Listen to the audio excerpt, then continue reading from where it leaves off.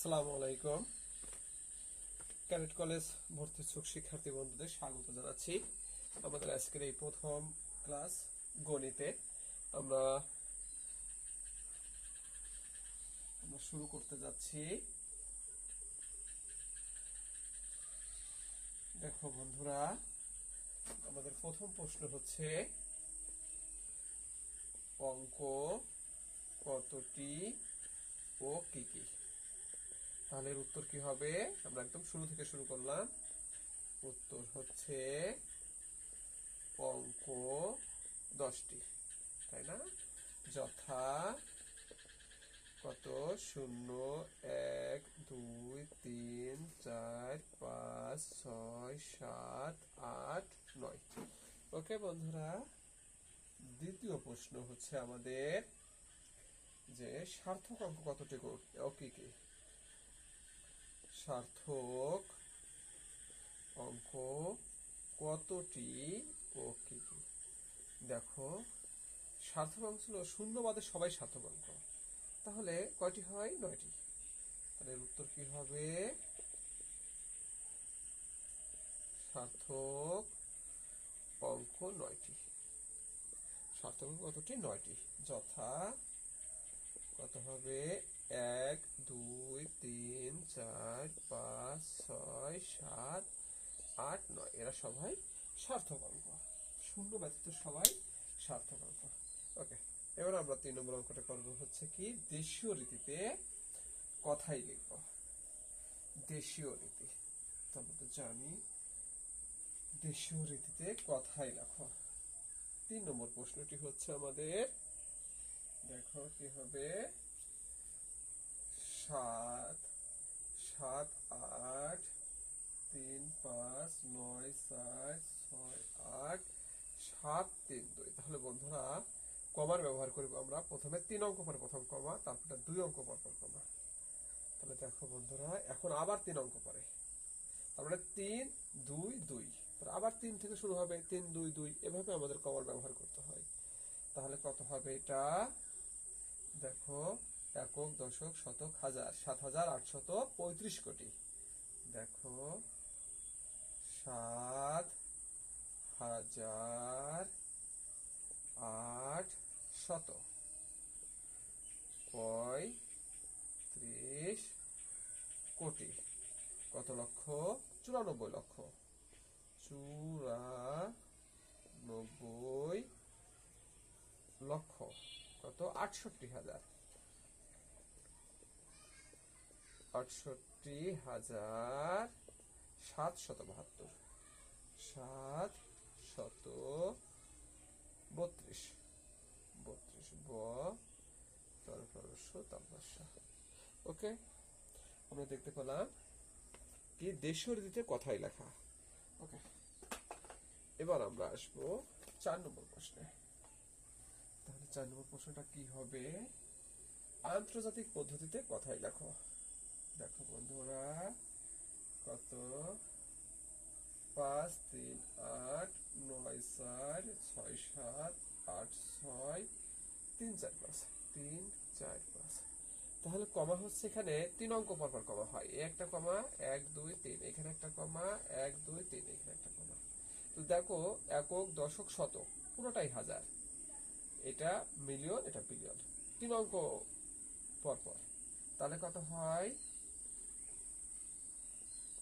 538 billion. Billion, billion.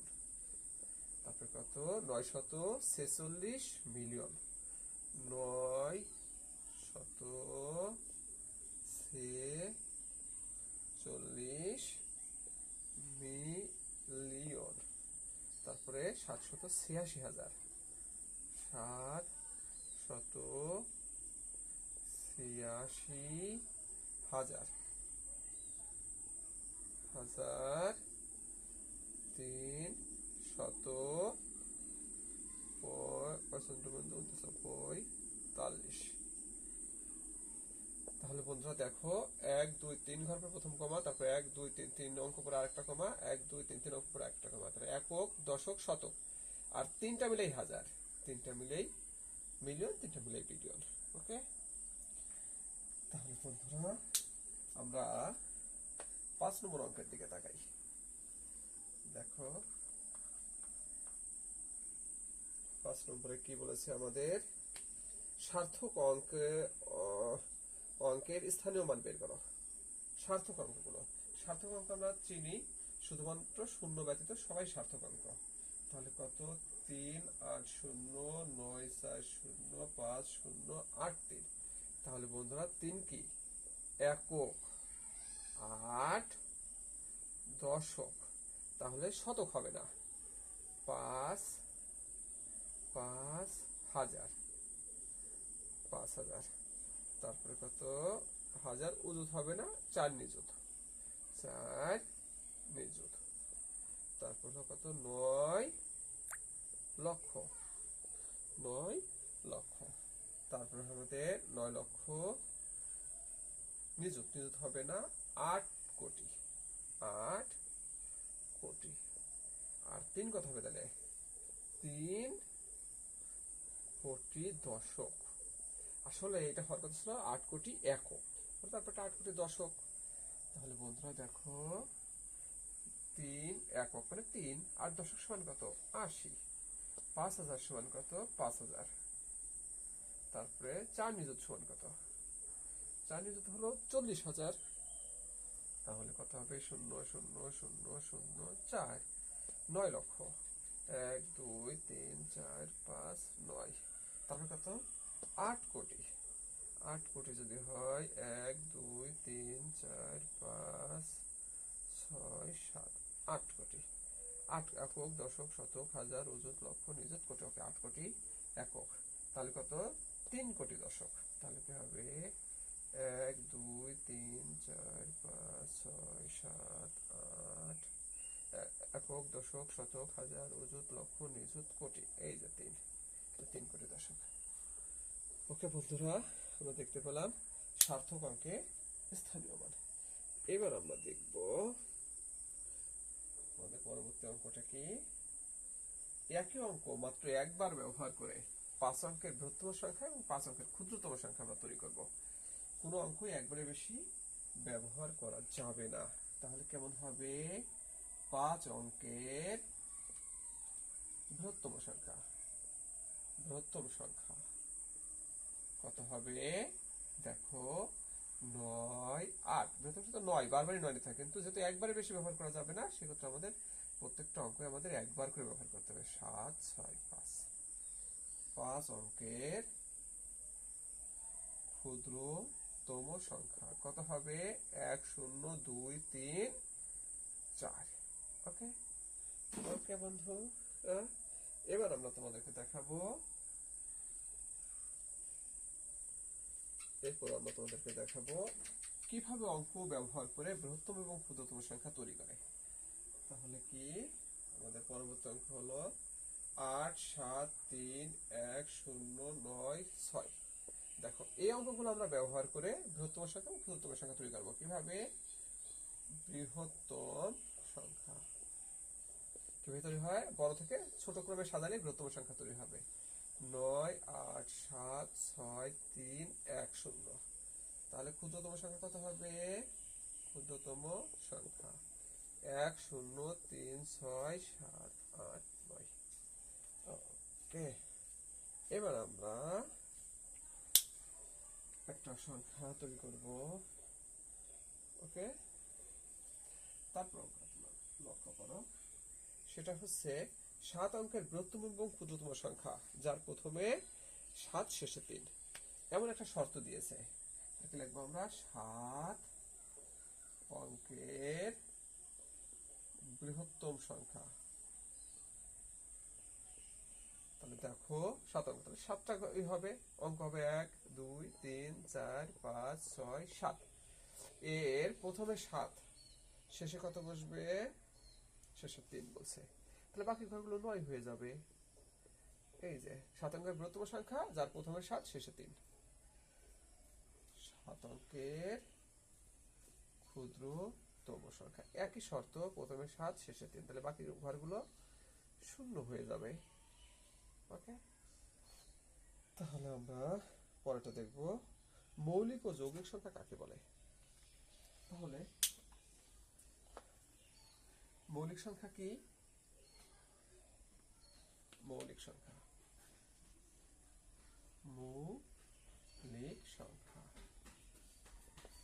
যে সংখ্যার গুণনীয়ক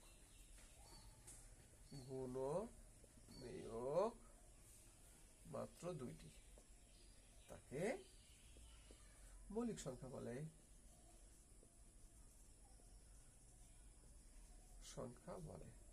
তাহলে কেমন? যেমন দেখো, 2, 3, 5, 7, তারপর কত, 11, 13, 17, 19, 23, 29, 31, 37, 41, 43 আছে, 43 মৌলিক সংখ্যা, 47, 53, 57 মৌলিক নয়, 58, 61, 67, না 69 না, 71, 73, 79, 81, 82, 83, 83, 84 না, 85 না, 86 না, 87, 87 না, 88 না, 89, 90 না, 91, 93, 97। এই হলো আমাদের 1 থেকে 100 পর্যন্ত মৌলিক সংখ্যা। ওকে, এবার আমি তোমাদেরকে দেখাবো যৌগিক সংখ্যা। দেখো, যৌগিক সংখ্যা, যৌগিক সংখ্যা কাকে বলে? যে সংখ্যার গুণনীয়ক দুইটির বেশি, তাকে যৌগিক সংখ্যা বলে। যৌগিক সংখ্যা বলে। ওকে, যেমন দেখায়, যেমন কত, 4 একটা যৌগিক সংখ্যা, কারণ 4-এর গুণনীয়ক কে 1, 2, 4। তাহলে 3টা গুণনীয়ক, 5 না, 6, 8, 9, 10, 12, 14, 15, 16, 18, 20 ইত্যাদি, এরা সবাই যৌগিক সংখ্যা। ওকে বন্ধুরা, এবার আমি তোমাদেরকে দেখা হচ্ছে কোন একটি সংখ্যা 2 দ্বারা বিভাজ্য কিনা। কোন একটি সংখ্যা 2 দ্বারা বিভাজ্য কিনা, এটা আমরা কিভাবে বুঝতে পারবো? দেখো, আমি তোমাদেরকে একটা সংখ্যা দেখাচ্ছি, 5, 7, 8, 9, 0। দেখো, এটা 2 দ্বারা ভাগ করে বোঝা যায় যে 2 দ্বারা বিভাজ্য কিনা, কিন্তু সংক্ষেপে আমরা বুঝতে পারি এই এককে যদি 0, 2, 4, 6, 8 থাকে, তবে সে 2 দ্বারা বিভাজ্য। এদিকে অঙ্কগুলো আমরা তাকাবো না, শুধুমাত্র এককের অঙ্ক যদি 0, 2, 4, 6, 8 থাকে, তাহলে সে 2 দ্বারা বিভাজ্য। তাহলে এই সংখ্যাটা কি? একক স্থানাঙ্ক কত? 0। হ্যাঁ, কি লিখবো আমরা? সংখ্যাটির একক স্থানের অঙ্ক 0, অতএব সংখ্যাটি 2 দ্বারা বিভাজ্য। তার মানে এই অঙ্কের যুগ্ম অঙ্ক, একটা অঙ্ক যদি এককে থাকে, তাহলে সে কত? 2 দ্বারা বিভাজ্য। তাহলে আমরা আরেকটি সংখ্যা লিখব, যদি এরকম থাকে, সে 2 দ্বারা বিভাজ্য হবে কিনা। দেখো, সেটা হলো 3, 8, 8, 2, 7। কি লিখবো? সংখ্যাটির একক স্থানের অঙ্ক 7, অতএব সংখ্যাটি 2 দ্বারা বিভাজ্য নয়। কারণ এককে কি থাকতে হবে? 0, 2, 4, 6, 8 এগুলো থাকলে 2 দ্বারা বিভাজ্য, না থাকলেই 2 দ্বারা বিভাজ্য নয়। ওকে বন্ধুরা, এবার আমি তোমাদেরকে দেখাবো হচ্ছে 4 দ্বারা বিভাজ্য কিনা। দেখো 6 7 8 9 2 4।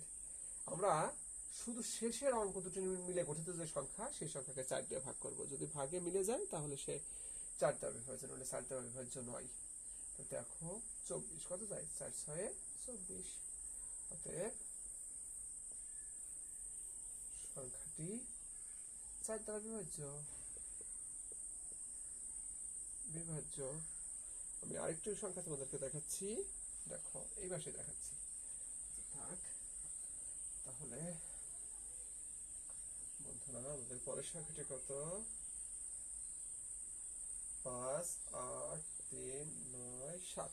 তাহলে শেষের দুটো অঙ্ক কত, 97। একে আমরা 4 দিয়ে ভাগ করে দেখি। 4 দুগুণা 8 কত, 1। আমি কেটে নিলাম এই 7, 4 4 16 1। তাহলে কি মিলেছে, ভাগশেষ রয়েছে, তাহলে 4 দ্বারা বিভাজ্য নয়। অতএব সংখ্যাটি 4 দ্বারা বিভাজ্য নয়। ওকে বন্ধুরা, এখানে আমরা 4 দ্বারা বিভাজ্য নয় সংখ্যাটি দেখতে পারি। তারপর আমরা শিখবো হচ্ছে 3 দ্বারা বিভাজ্য কিনা। দেখো 3 দ্বারা বিভাজ্যের ক্ষেত্রে আমাদের, আমি একটা উদাহরণ দিয়ে তোমাদেরকে বোঝাচ্ছি। 3 7 8 5 3 2। আমরা এই অঙ্কগুলো যোগ করে দেখবো, ঠিক আছে। দেখি আমরা কি লিখবো, অঙ্কগুলোর যোগফল কত বেড়ে, 3 যোগ 7 যোগ 8 যোগ 5 যোগ 3 যোগ 2। তাহলে কত হয় আমাদের 10 18 18 18 18 19 20 21 22 23 24 25 26 27 28 28 হয়। তাহলে আমরা এটাকে 3 দিয়ে ভাগ করবো। 3 9 1। তাহলে অবশ্যই 3 দ্বারা বিভাজ্য নাই, কেন, সে এই ভাগটা নিঃশেষে বিভাজ্য হয় নাই। নিঃশেষে বিভাজ্য হলে 3 দ্বারা বিভাজ্য হবে। অতএব সংখ্যাটি 3 দ্বারা বিভাজ্য নয়। ওকে বন্ধুরা, আরেকটি উদাহরণের মাধ্যমে আমরা এটা পরিষ্কার করব। দেখো আমাদের কত আছে, 7 8 3 5 8। তাহলে কি লিখবো, অঙ্কগুলোর যোগফল কত হবে, 7 যোগ 8 যোগ 3 যোগ 5 যোগ 8 15 16 17 18 19 20 21 22 23 23 23 23।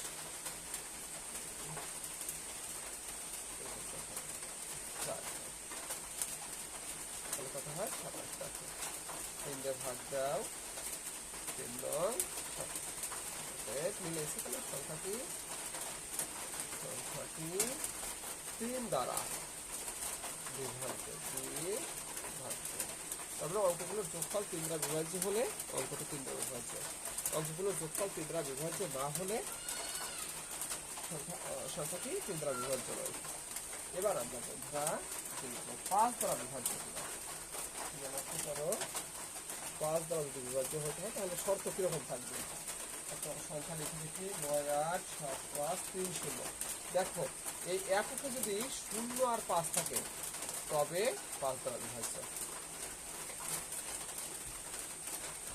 এককে যদি এককে 0 বা 5 না থাকে তাহলে কিন্তু 5 দ্বারা বিভাজ্য নাই। তাহলে আমরা লিখতে পারি, কি লিখতে পারি, সংখ্যাটির একক স্থানে অঙ্ক 0। অতএব সংখ্যাটি 5 দ্বারা বিভাজ্য। ওকে, সংখ্যাটি কি 5 দ্বারা বিভাজ্য। আমরা আরেকটি সংখ্যা দেখি, সেটা কি আছে আমাদের সংখ্যা রয়েছে। হ্যাঁ, এরকম 8 7 9 9 0 9 4 0 4। দেখো সংখ্যাটি একক স্থানের অঙ্ক চাই। অতএব সংখ্যাটি 5 দ্বারা বিভাজ্য নয়। ওকে, এরপর আমরা দেখব 6 দ্বারা বিভাজ্য। 6 দ্বারা বিভাজ্য দেখবো আমরা। লক্ষ্য করলেই বুঝতে পারবা 6 দ্বারা বিভাজ্যটা কি। তোমার একটা দেখি আমরা 4, 7, 3, 9 এটাকে 2 দ্বারা বিভাজ্য, এটা আমাদের নিশ্চিত করতে হবে। আমরা কি লিখবো? সংখ্যাটি একক স্থানের অঙ্ক 2। অতএব সংখ্যাটি 2 দ্বারা বিভাজ্য। আবার দেখো 3 দ্বারা বিভাজ্য, এটা টেস্ট করতে হবে। যদি 2 এবং 3 দুটা দ্বারাই বিভাজ্য হয় তাহলে সে 6 দ্বারা বিভাজ্য। তাহলে কি হবে? 4 যোগ 7 যোগ 3 যোগ 9 যোগ 2 11 14। 14 আর 11, 14 আর 9 কত হয়? 14 23, 14 আর 23 24 25। একে 3 দিয়ে ভাগ করে দেখি কত হবে আমাদের? 3 × 24। সংখ্যাটি 3 দ্বারা বিভাজ্য নয়। অতএব সংখ্যাটি 6 দ্বারা বিভাজ্য নয়। কারণ কি? যদি 2 দ্বারাও বিভাজ্য হতে হবে, 3 দ্বারাও বিভাজ্য হতে হবে, সেই সংখ্যাটি শুধু 6 দ্বারা বিভাজ্য। এইখানে 2 দ্বারা বিভাজ্য, এখানে 3 দ্বারা বিভাজ্য নয়, তাহলে হবে না। 2 জায়গায় 2টা শর্তই পূরণ করতে হবে, তাহলে সে 6 দ্বারা বিভাজ্য। ওকে বন্ধুরা, এখন আমি তোমাদেরকে দেখাবো 9 দ্বারা বিভাজ্য কিনা। দেখো 9 দ্বারা বিভাজ্য আর 3 দ্বারা বিভাজ্যের নিয়ম একই। সেটা কিরকম? 8, 7, 9, 5, 3, 4। তাহলে অঙ্কগুলোর যোগফল কত হবে? 8 যোগ 7 যোগ 9 যোগ 5 যোগ 3 যোগ 4। তাহলে কত হয়? 15। 15, 24, 24, 25, 26, 27, 28, 29, 30, 31, 32, 33, 34, 35, 36, 37, 37 হয়ে যাবে, তাই না? তাহলে 37 কে আমরা 9 দিয়ে ভাগ দেই,